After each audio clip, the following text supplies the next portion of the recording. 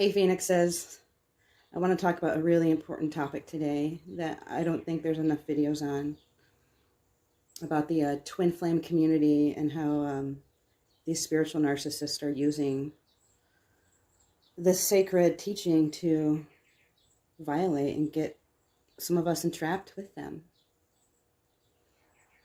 And I'm making this video because even though I'm aware of these things, I fell into this. And for me, it looked like love.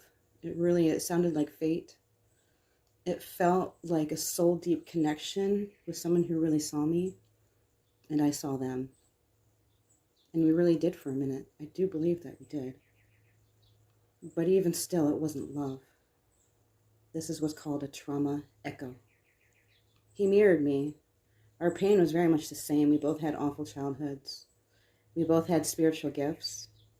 We both had magic. We even both had altars. And I've never experienced someone like that who is so similar to me in so many ways. It felt like the universe had brought me someone who really understood me and who could help me heal on every level. But then, when I needed emotional safety, he disappeared. And he pulled the rug out from under me.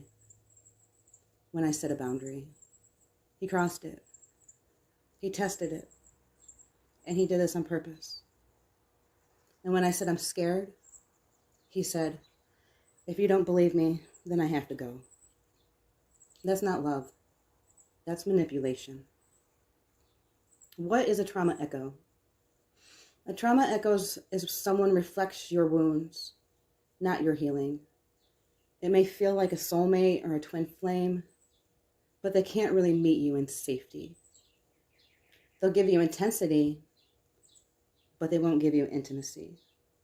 They'll give you drama, but not real devotion. They'll speak the spiritual language, but not your emotional truth.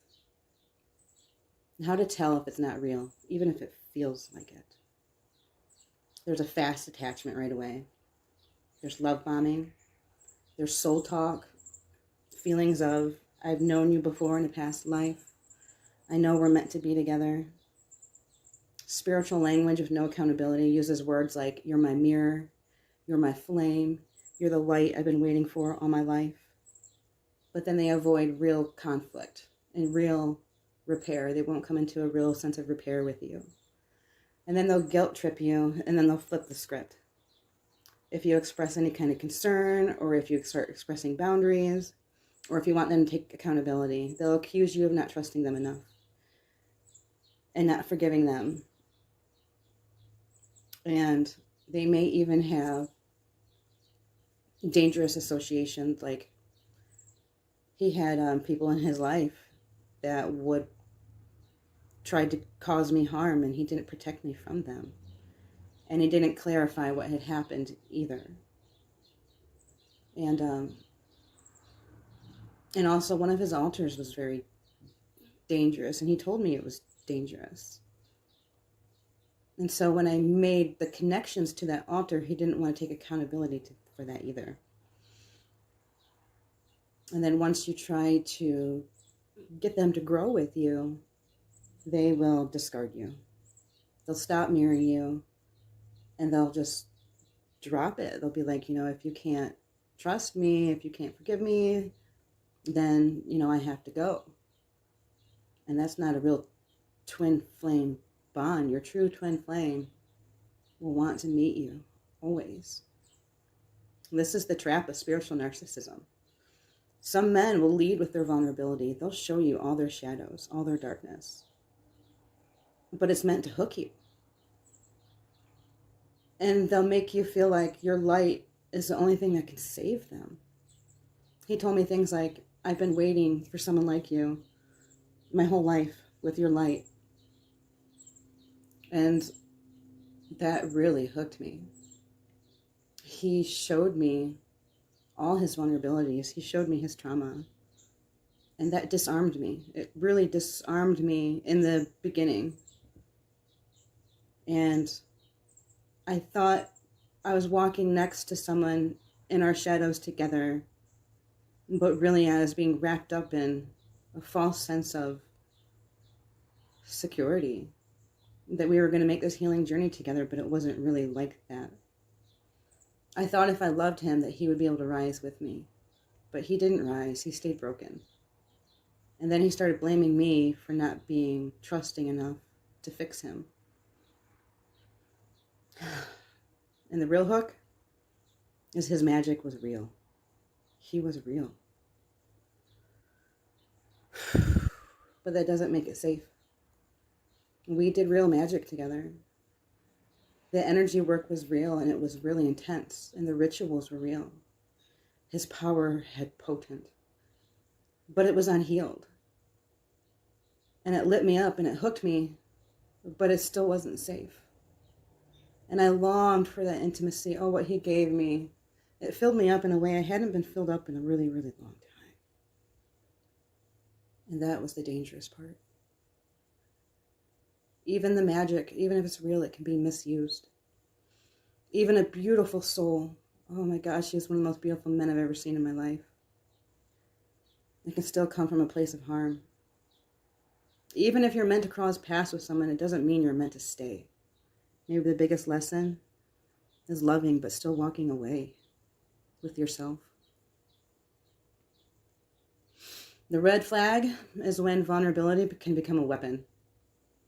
If someone shows you their pain just to gain trust, and someone uses that trust to avoid growth, it's not intimacy. It's manipulation.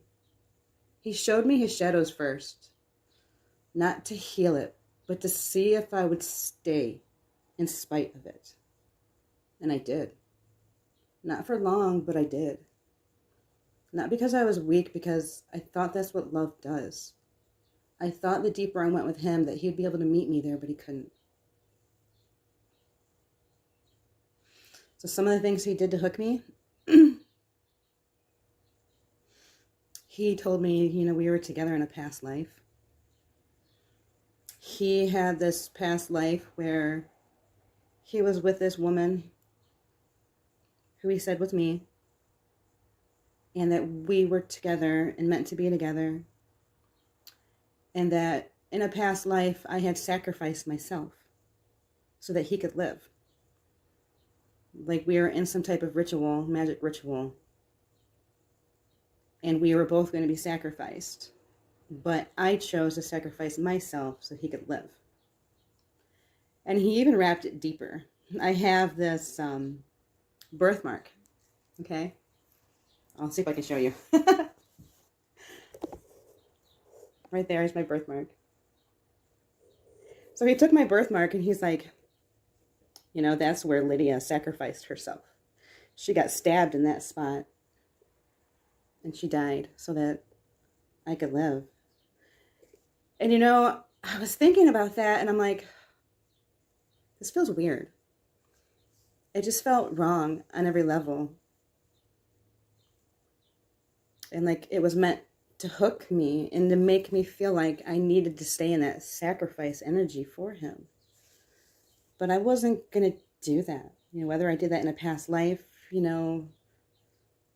I'm saying my destiny in this life is to not make that sacrifice anymore, to save myself. That's what I'm choosing.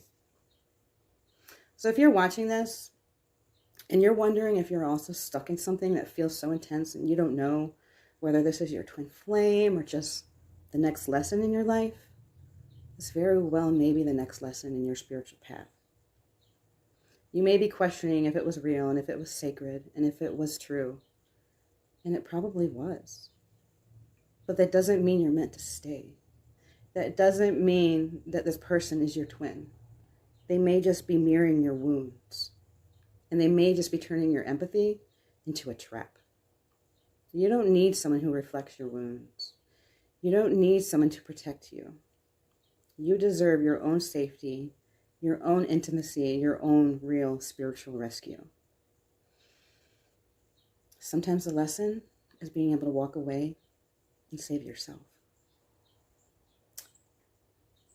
Now, if this helped you, I would like you to share this, because I know I'm not the only woman that can be trapped in these spiritual narcissisms and with these spiritual narcissists. And I know that there's plenty of people that use this twin flame journey and these twin flame connections to trap some of us, because we long for that so much. We want it in our lives. And we want that true intimacy and connection, but not like this. So share this with someone who you know might be going through something similar, because we need to wake up. These are soul ties, that we don't need to be stuck in these trauma echoes. These lessons are meant to come into our lives and to help us grow and to help us come out of our own trapped traumas. So let us rise together. Thank you, Phoenixes.